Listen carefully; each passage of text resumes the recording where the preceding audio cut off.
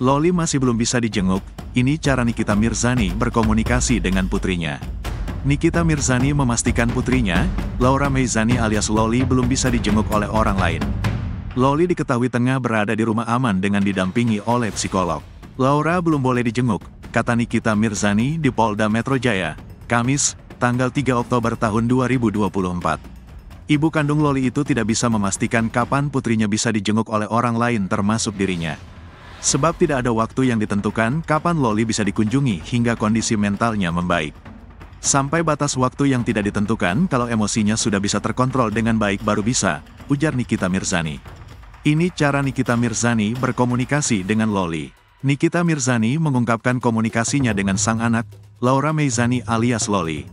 Sejauh ini Nikita Mirzani mengaku belum bisa bertemu dan berkomunikasi dengan Loli selama berada di dalam rumah aman.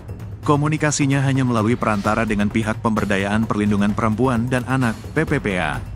Nikmir biasa disapa menyebut putrinya masih dalam kondisi syok.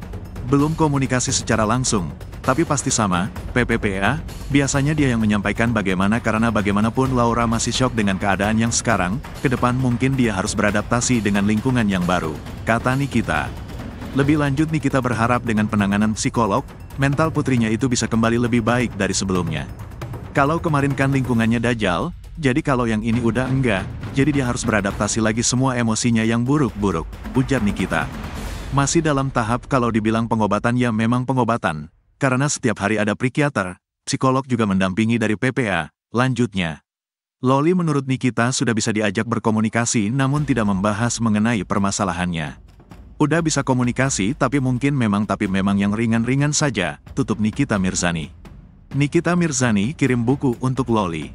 Di sisi lain, Nikita Mirzani berusaha untuk bisa kembali menjalin komunikasi dengan baik terhadap putrinya Laura Meizani alias Loli. Nikita kemudian melakukan upaya dengan memberikan hadiah untuk sang anak.